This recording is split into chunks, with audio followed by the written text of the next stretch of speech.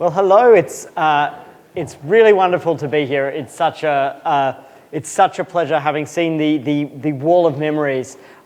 We stand on these amazing foundations. So what I want to talk to you about over the next hour and a little bit is how you all in your own work, in your own lives, can think about power differently. Each of us has the potential to be powerful. Each of us have choices about the way we exercise our power as an individual, as an organization, and at the level of the whole society that we're part of. And I want to talk to you about two very different ways to think about power, and then we're going to talk about the building blocks of a form of power that we call new power. So let's start with some examples to kind of set the scene for the world as it is in 2018. This is where we are, right? Think of almost. We are. It's one of those trigger-happy clickers. Think of this scene, right, that unfolded late in 2017. The dynamic between Harvey Weinstein and the Me Too movement that toppled him. Now think about how these two actors are thinking about power.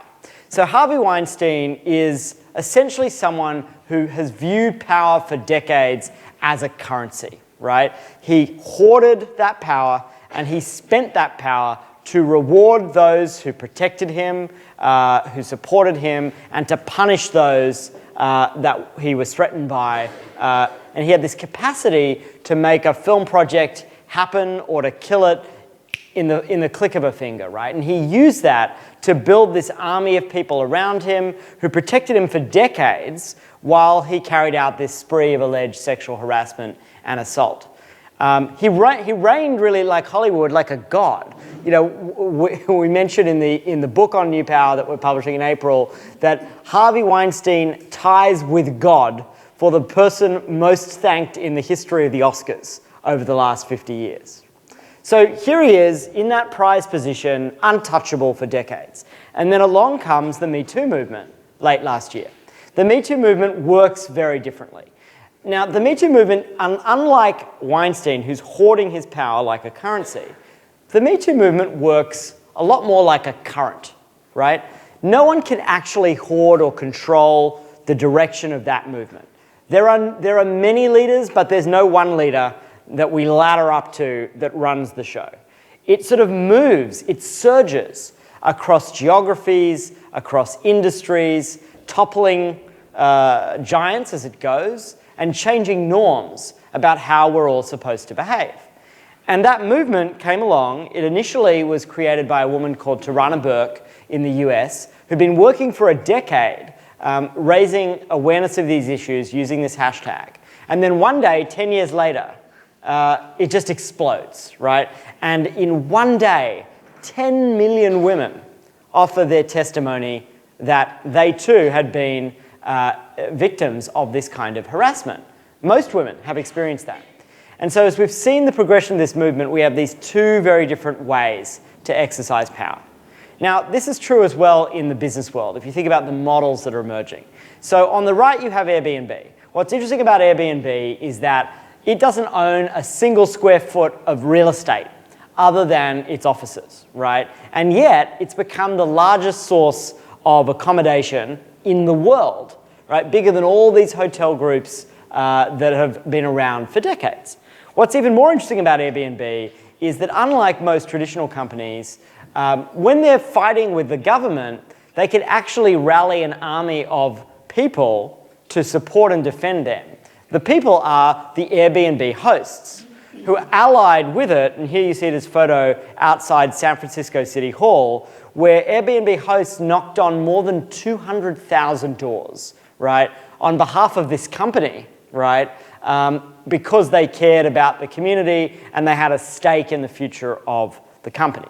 So here again, you see this clash between old power, represented by the regulators, who are going after Airbnb for some good reasons, I might add, and this company that has this huge tribe of people that are willing to defend it. And here's a third example of the difference between old and new power. And this one is a little bit more sobering. So you may remember the story of a Scottish schoolgirl called Aqsa Mahmood, who a few years ago finds her way from Glasgow, where she led a pretty normal life. She loved Harry Potter. Her parents sent her to great schools in Glasgow. She found her way from their home to the Glasgow bus station, and then she disappeared. And the next time her parents heard from her, she was calling them from the Syrian border. She had joined ISIS, and she'd been recruited by this very sophisticated network of online peer-to-peer recruiters, right? There was no one master ISIS recruitment agency that had approached her. Instead, she'd been approached by other girls and gotten involved with these online communities. Having done that, Mahmoud went from recruited to recruiter. She actually became one of the most effective recruiters for the Islamic State, helping to bring other girls from the West over to Syria. And we studied the way she did this, and it was really remarkably sophisticated, right? So she created this community that was very intimate. It included very kind of cute internet culture-y things. There were memes, there were emojis. She would include things like tips for girls who are thinking of going to Syria. Always remember to bring organic coconut oil. It's a great versatile product, and bring some for me too, right? And it sounds prosaic, but it was highly effective. Now contrast that with the US government. So the US government had this challenge with the emergence of ISIS, and the question was, how would it push back against this rapidly spreading, surging like a current, metastasizing ideology? So the first thing it does is it says, okay, we've got the answer. And they scrambled an F-15 fighter jet, and they put a bunch of leaflets in that jet, and they literally rained down leaflets, right, on civilian populations. That was a tactic that had first been used in the First World War and hadn't been updated. So then they say, okay, well, we better use this social media thing, because that's where the ISIS folks are.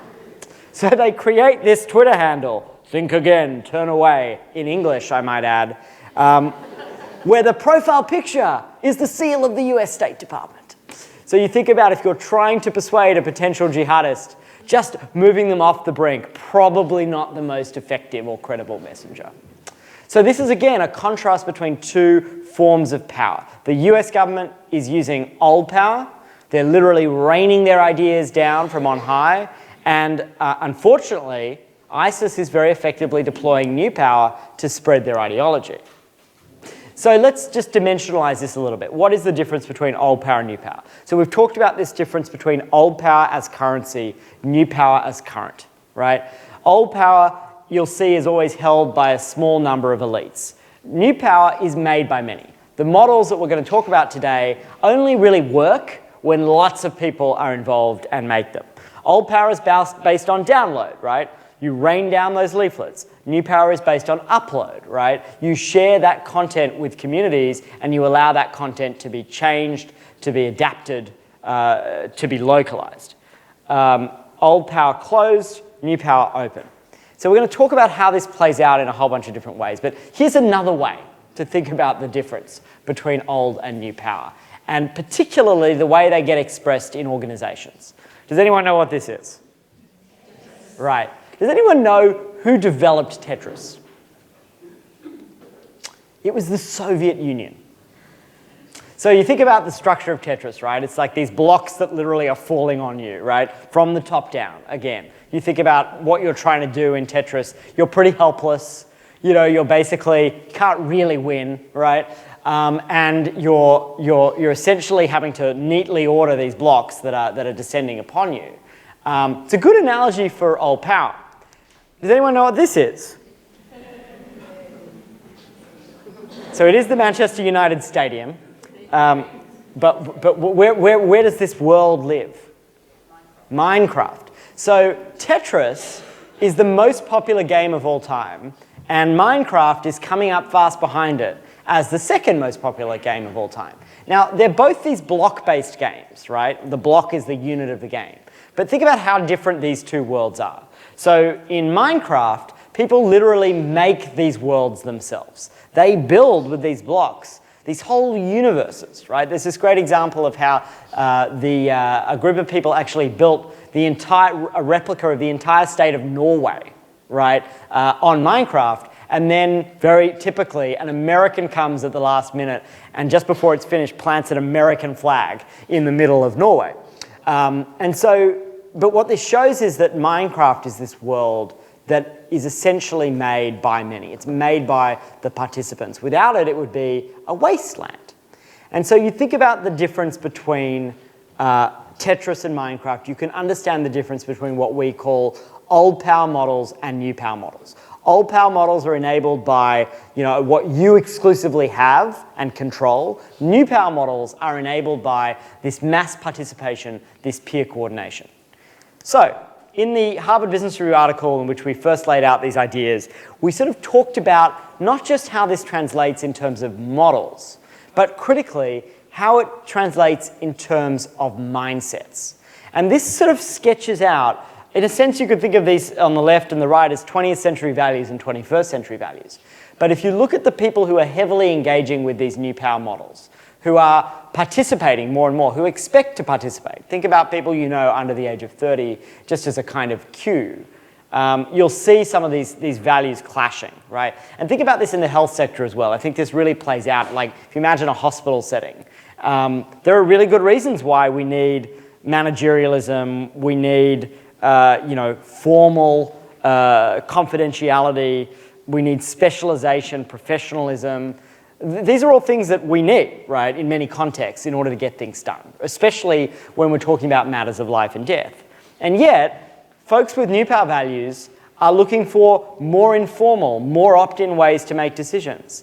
They believe in collaboration, right? They're less of a view. Think about the difference between the Donald Trump mindset and the mindset of many people today. Donald Trump divides up the world in terms of winners and losers, right? It's all zero sum and everything is a competition, right? He makes everything into this contest. Now, a lot of people now growing up with new power mindsets actually have a very different view, right? Think about how you get ahead on a platform like Airbnb. You don't get ahead by competing. You get ahead by being a great collaborator. You get ahead by sharing, right? By showing that actually the photos of your apartment match up to the reality because you know you're going to get reviewed by others. So there's a dynamic that reinforces norms around collaboration. Think about the way transparency debates are playing out today. And we see this all over, right? So when Hillary Clinton ran for president, there were those leaked speeches. Does everybody remember that? And in one of those speeches, she says, you know what, politics is a dirty business. You don't really want to see how the sausage gets made, right? So it's important that as a politician, you can have a public position and a private position. Now, that's a pretty legitimate perspective, right? That there are some things you want to do behind closed doors. It's a good articulation of old power values. But think what happened to Hillary Clinton, right? In a world that we live in today, in a world of crowds, that transparency literally exploded, right, in her face. It exploded her campaign when WikiLeaks essentially leaked all of that information, all those speeches, all those emails. So even if you kind of believe in those values on the left, you've got to reckon with the reality of some of the values on the right. And that's very true in this world of specialization, right? The health sector prizes itself on, think about what the doctor knows, right? That knowledge, the keeper of knowledge, right? And no doubt, we all need that, right? I mean, I had a root canal the other month, and I definitely didn't want my root canal surgery to be crowdsourced by a bunch of amateur makers. Definitely not. But in a world in which people more and more want to kind of traverse these different areas of specialization, they want to feel like makers. How do you design systems that really account for that? So, in the HBR article, we then laid out these new power models and these new power values on a matrix. And so have a look at this because we're about to do a little exercise using it. And what we basically did is we plotted organizations in these 4 categories by whether they had a model that was old or new power. So was it based on mass participation or peer coordination, or was it based on this kind of exclusivity and this top-down model? And what was the mindset of the organization? What was the organization doing culturally?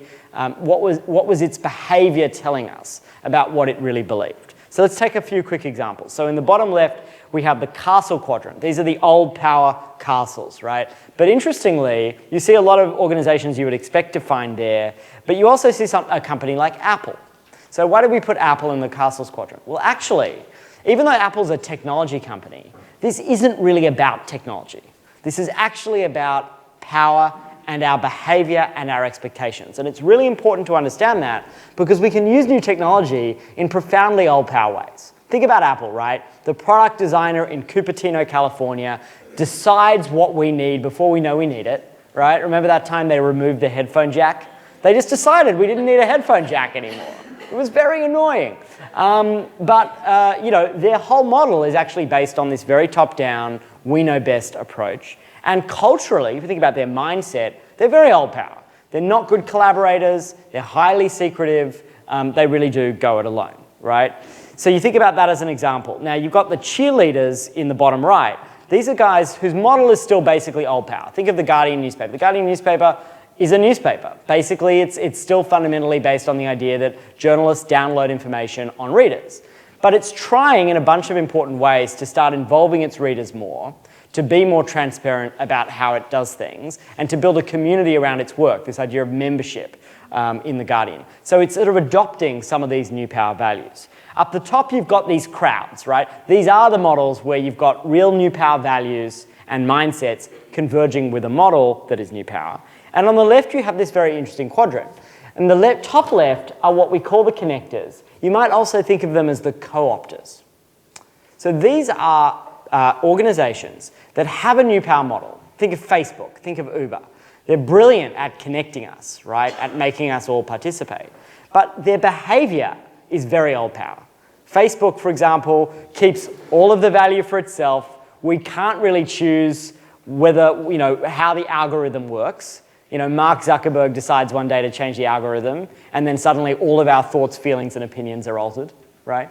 The value created by Facebook is captured at the top. We don't get a share of that. We don't get a say in how it's governed. It's really a pretty old power mindset, right, for a company that is built on new power. So we were having this conversation just a moment ago of how it's also really important to know what your bit of the world actually is designed to do, right? So we all know that, as you said, if someone comes into the ER, you don't really want to start a lengthy collaborative process, right? At that moment, you are going to need a bunch of old power for decisiveness, for speed, etc. So you've got to also know where you are, right? There are going to be different functions that need different mixes of old and new power. And as we'll talk about more as this progresses, that's actually a lot of the art here. The art is knowing when to use old power, knowing when to use new power, and knowing how to combine them. Okay, so I want to talk to you about a few more dimensions of this puzzle of old and new power. And I'm going to start by taking you over to NASA, back to the US. So NASA, right, is obviously a place that understands technology, right? They're literally rocket scientists. But that doesn't necessarily mean that they understand how to use that technology to elicit people's engagement and participation. So a few years back, NASA was in trouble with the Congress in the US. The Congress were looking at shrinking their budgets. The argument was NASA's really not innovating anymore. It's no longer on the cutting edge. So over at NASA, they had this big moment where they were like, geez, we really need to sort of experiment with some new models here. How about we try some new power? So over at the Johnson Space Center, which is the headquarters of NASA, they decided to do this thing called open innovation. Some of you may have heard of this concept, but open innovation is basically where you open a problem up to the crowd to actually help solve those problems. So NASA gets very excited. They start this big open innovation experiment, and they put a whole bunch of different questions to the crowd. And here's an example of one. So there's this area called heliophysics, right? Heliophysics is the study of things like solar storms, right? So this was all new to me when we started researching this. But in heliophysics, it turns out you really need to figure out when these solar storms are coming if you've got a spaceship in the sky or a satellite, because you don't really want a solar storm interfering with your satellite.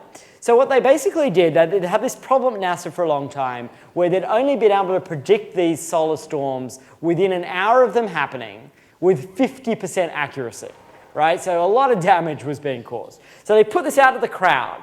And believe it or not, there's this retired telecommunications engineer in New Hampshire with no background in heliophysics who comes up with a new algorithm to predict solar storms, and instead of them being predicted with an hour's notice and 50% accuracy, he was able to increase that from 8 hours notice with 75% accuracy.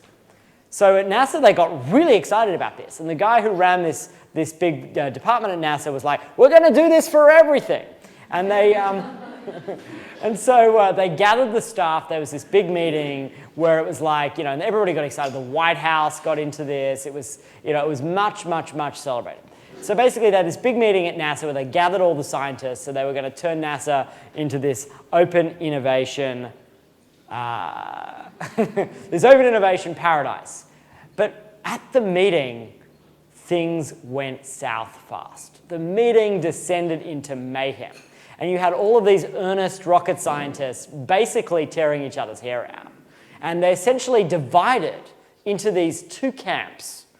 One who were very supportive and wanted to do more of this and were really open to this experimentation, and another who were fiercely opposed. And we actually tell a story at the very beginning of the book that's coming out that's basically exactly that story. So a patient comes up to, this is a real story, a patient approaches their doctor and says, Doc, I think based on my reading that I have a secondary tonic-clonic. And the doctor just is outraged. They're like, how do you know that term?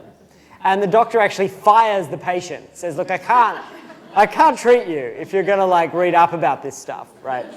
And so yeah, there is that dynamic, right, in some cases. So here's what happened. So there was as an academic, interestingly, that we've come to get to know called Hilla Lifshitz-Afaz, who was actually studying this at the time. She was embedded with NASA. And so what she did these interviews with people about what had happened after this meeting. And indeed, our friend from New Zealand was spot on, right? Essentially, she starts interviewing these people about what happened, and instead of answering the question about why they reacted this way and what they think about open innovation, they just randomly started telling her their degrees. Oh, I have a PhD in this, and basically their experience. And so what this had been was a real threat to their professional identity, right? It was a threat because if you think about science, you think about your worlds, right? A lot of it is based on the idea of the individual genius making the discovery, right? The apple falls on Newton's head, right? It's actually based on what you know that others don't know. That's where your whole world gets built. And so in her research, Hilla sort of divides these camps into what she calls problem solvers and solution seekers. And the interesting point here, again, to emphasize this point about technology is this was not based on age differences. This was not based on technological proficiency. Again, these are rocket scientists, right? This is just based on these two different attitudes to change. And so the problem solvers were experts of the answer. I want more process. I want more control. Their view of the world was the lab is my world, right? And I want to stay in that lab. The solution seekers were open to the idea that anyone could be the answer. They were open to a more distributed process, to less control. And again, that big difference, the problem solvers said, the lab is my world. The solution seekers said, the world is my lab. So the question is, obviously we need more people in a world of crowds, right? In a world where, whether we like it or not, right, everybody can read up about tonic-clonics, right? In that world, we need to figure out how to harness that energy, right? How do we do that? But how do we then bring that into organizations and make change? And I want to talk you through a few elements of that. And the first element I want to talk you through is, in an organization, right, what is the team you need to build around you in this kind of work that actually mean you can help make some of these transitions from old to new power? And I want to run you through a few different, what we call archetypes and false prophets of how you make these changes. And the first of these is the difference between what we call a disruptor and a shapeshifter. And we would argue that disruptors are actually the false prophets here. Now, you've all heard this term disrupt, right? Disruption, disruptor, and it's all in vogue in tech. And our culture in the early 21st century really celebrates the idea of the disruptor. This guy on the left was a technology executive called Guy Vidra, who was brought into a venerable old magazine in the US that was sort of struggling, called The New Republic, right? So imagine it's kind of like a magazine like The Spectator, right? Here or The New Statesman here in Britain. So basically, a really old, venerable, serious magazine. This guy comes in, he's the new CEO. He makes a speech to his assembled journalists, and he says, guys, we're in a war, and what we've really got to do is break shit in order to win. And the next day, the majority of the staff resign from the organization, and the whole thing kind of falls apart. Because, clearly, he didn't understand the culture. He didn't value the things that were really core to what that magazine was about, and he didn't really, he just came in from the outside. Now, contrast that with what we call the shapeshifter. So you'll remember a few years ago, there was this conclave, how the Pope gets selected. All these cardinals go into this space in the Vatican, and the white smoke emerges, right, when the Pope is chosen. So obviously, Pope Francis has deep old power credibility. In fact, he has infallible old power credibility, right? And he'd been chosen by these other cardinals as the person that they wanted to lead them. And yet, think about the way the Pope has approached his role from day one. So on that day where the white smoke emerges, there's a bunch of other things that are supposed to happen, right? The Pope gets these very fancy robes he's supposed to put on. And Pope Francis said, I don't want those robes. I'm going to stick with the white robes. You're supposed to you're supposed to essentially bless your cardinals. And instead, the Pope gets up and says to everybody, I want you to pray for me because, I'm here to serve you.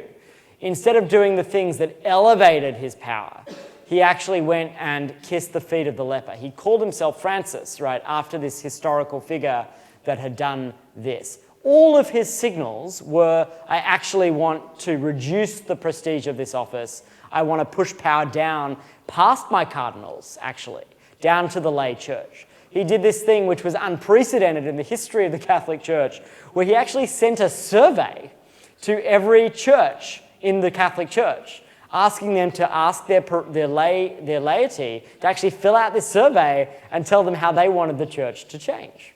And that seems like a small thing, but in the history of the Catholic Church, it was absolutely unprecedented. So the Pope is what we call a shapeshifter, right? He has the old power garb, right? He has unimpeachable old power credibility. People knew that he understood the way the church was supposed to work, but he used that as a way to make change, to start to break down the power structures in the church. So I hope that's a note of encouragement for all of you. You don't need an outsider to do this. The most credible people are usually these shapeshifters. The second distinction I want to bring up here is between what we call the digital beard and the digital bridge. So some of you know these figures in organizations that are sort of digital or innovation folks, and there's two kinds of people in that category. So one type of person basically has no real power, right? They're back in the broom closet. They're sort of hidden away from the organization. They're brought out to kind of cut ribbons at 3D printing factory openings. They're sort of used as a beard. They're used to make the organization look innovative, and the CEO is using them to do that. But they're not really central to the way decisions are made, to the way the organization works. In contrast, you have a figure that's a digital bridge. So this is a woman in the US called Beth Comstock, who until recently was the vice chair of GE, one of the biggest companies in the US. So she was very high up in GE, and her job was to be that bridge from old to new power. And she would create these cultural interventions that would show that using the crowd and that making these kinds of changes was possible. One of the clever ways she did this, she was running a bunch of new power experiments in her early years in this role, and one of those experiments went horribly wrong. So they created this product which was a digital egg timer, which was basically a product where if you were at the supermarket and you didn't know how many eggs you had left in the fridge, your eggs would tell you, it would tell you how many eggs you had, and you could check this app. And you would be like, I need to buy 3 extra eggs. I mean, this is obviously absurd. And they made hundreds of thousands of these egg timers, and the product was an epic flop because that's just overkill. You just don't need a digital egg counter. But what she did was she kept all of these extra products and she handed them out to people when they were trying experiments as a way of saying, this was a failure, but this is where we need to go. We need to experiment with how to do this. And the signal was it was okay to experiment, and it was okay to push, and it was okay to reach beyond the walls of GE, even when it didn't work. And as a result, she made a bunch of much bigger changes over her years at GE that really transformed that relationship between the four walls of that organization, which, like the NHS, very closed, very bureaucratic, and that wider world. I'd also encourage you to think about the difference between, we always talk about stakeholders, right? You've heard this term, stakeholders. Now, the problem with the way we think about stakeholders is they're often these kind of people we have to manage. But we don't really think of them as participants in our work. So we think of these as people, oh, gee, the bloody stakeholders. We have to manage the stakeholders, right? But actually, we need to think about those people as what we call super participants. Who are the people in your communities who have the potential to do that work for you? Because that work's not on you as leaders. The work's actually finding those people who can be the super participants, right? The people who actually, if you think about Airbnb, it's those hosts who were willing to stand up and actually knock on doors on behalf of the platform and argue to their own members of Congress why Airbnb needed to be preserved in their cities. Who are those people in your worlds? How can you grow their agency, right? And I think one of the other mistakes people make is we try to do things that just get millions of people to participate, but in very, very, very light ways. Actually, often the right place to start is that smaller number of super participants. Get them really motivated, and they'll be the people who bring the mass of the crowd with you. So think about these four archetypes: the shapeshifter, the digital bridge, the solution seeker, right, from our NASA example, and the super participant. And so the shapeshifter is often going to be in a very senior role. The digital bridge could really be at any level in the organization as long as they're empowered. The solution seeker is the mindset that you want for the rank and file in your organization. And the super participant could be outside of your payroll, right? They could be outside your wall. It could be that patient that could really lead other patients in a change process that you're attempting. So those are the four characters. And this is a framework we developed. It's kind of a decision tree, which is about when do you use old power and when do you use new power, and how to think about those questions. So we think there are four essential questions you should be asking yourself if you're at the beginning of that process and you're thinking, do we use new power here? The first question is a question of strategy. You've got to ask yourself, do you actually need the involvement of the crowd to get to a better outcome? Or is this really something you're doing for window dressing? Because if you don't actually need or want an answer from the crowd, it's going to not work out, right? The second piece of the question is, does the crowd actually need you? Are you bringing value to the crowd by asking them to participate? So you think about that NASA example, there was real value for the people participating in solving that problem around heliophysics. So there was a real kind of transaction there. There was a real relationship there in the sense that NASA needed help, but also people got the opportunity to work on a big problem that they knew would have a real impact. But you've got to think about those two questions. Secondly, legitimacy. You need to build up enough legitimacy with the people that you're trying to engage so that you're not ignored, because some people you can ask for people beyond your walls for help. You can go to your patient community. But if you're not legitimate with those people, if you've been operating in a purely old power way, they're not likely to want to open up and really help you. And you also want to avoid what happened with Bodhi, which we call crowd jacking, right? And the way you avoid getting crowd jacked is you have to have that legitimacy going in. In the US, a bank called JP Morgan, one of the big banks, right after the financial crisis, thought, oh, this is a great idea. We'll launch a Twitter initiative called Ask JP Morgan, where basically the idea was that aspiring finance students would get career advice on how to have a successful career in banking. But instead, people were like, how do you really feel about destroying the lives of thousands of mortgage holders? Question mark. Ask JPM. So, they were crowd-jacked for good reason, right? Legitimacy matters. That's work you all have to do as you actually do this work. Thirdly, control. This is obviously a critical thing that I know this community has already spoken about a lot in previous festivals, but are you actually willing to cede some control here? Now, you can still set parameters, right? The work is to actually structure the question you're trying to get answered. But if you're not prepared to accept an outcome that's either unexpected or what you regard as at least somewhat suboptimal, then you can't actually do this work. If you're asking a question in order to get a very specific outcome that you've already chosen, which is how a lot of people do this, it's unlikely to really succeed. The final question is about commitment. A mistake people make is they engage with an initiative like this and they think of it as a tactic, and they do something once a year and then they just get on with business as usual. But to be successful here, if you're going to raise people's hopes and expectations, if you're going to give them a sense of their own agency and power, you have to actually invest in sustaining that over time.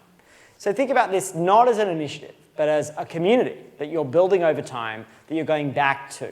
A community that will have participants and super participants, and where you're playing often a kind of stewardship role. You're not really in charge of the community, but you're helping to steward the direction of that community. Again, to bring it back to the idea of the current, you can't control the current, but you can sort of shape its direction, right? You can help guide how that current moves and is channeled. So those 4 questions: strategy, legitimacy, control, commitment. If you can answer those 4 questions yes or close to yes, then use new power and begin those experiments.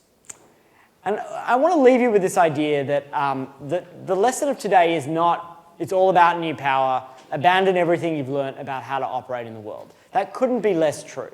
Actually, what we're seeing in the world today, for better and worse, are the people who know how to blend old and new power, are the people who are actually getting ahead. Unfortunately, this is true of Donald Trump, right? Donald Trump brilliantly used new power to energize his supporters, to create this wave of intensity, a kind of decentralized army of people on social media who spread his message more effectively, and the data supports this, much more effectively than the supporters of Hillary Clinton did, who were much more kind of regimented in the way they were instructed to act, right? And yet, his proposition is a profoundly old power one. So he offers people both more agency to get behind his message and be very creative about how they do that, but his message is, I alone can fix it. And his message is fundamentally a restoration of order and a restoration of these old power values and structures. So that's giving people both belonging and certainty and giving them a sense of their own agency. And that's very potent. We see that at the moment playing out in the US with the NRA, which we talk about in the book. Now, the National Rifle Association keeps winning despite the horrors that keep unfolding in the US, right? And the reason for that is that even though a vast majority of Americans support sensible gun measures, and I've spent a lot of time in my career working on this through the organization I run, Purpose, which builds movements around the world and in the US, the reason they keep winning is they have both old and new power that they can combine at key moments. So their old power is, yep, they've got this feared brand that punishes and rewards politicians who support them or oppose them. They have this rating system, and so every politician is afraid of getting a low grade from the NRA because they know that that means that the NRA will come after them at elections or support their opponents. But it isn't just about that. What's critical is they can turn out people, right? They can turn out people in an extraordinary way when it really matters. So at that very moment after that last massacre in Newtown, in that school in Connecticut, the Sandy Hook massacre, even though 90% of people at that moment supported background checks, they won because they flooded the phones of the senators who were swing voters on that because their own supporters were more passionate and more organized. So, if we're going to beat bad guys like the NRA, we actually need to learn ourselves how to combine old and new power. We need to figure out how to use new power to help the least powerful. And in the fantastic work that all of you are doing around the world, around the country I should say, that's really where this comes down to. We've all got, as I said at the beginning of this session, we've all got the ability to do wonderful things or very bad things with our power. The question is, how are we using that power? And at a time when new power is being co-opted by bad actors, it's incumbent on all of us to master these new skills that are so critical to spreading ideas and building movements in the 21st century, and combine them with an understanding of the thing we already know well, because we all grew up with it, which is old power, and bring those things together in a way that helps the least powerful and produces better outcomes.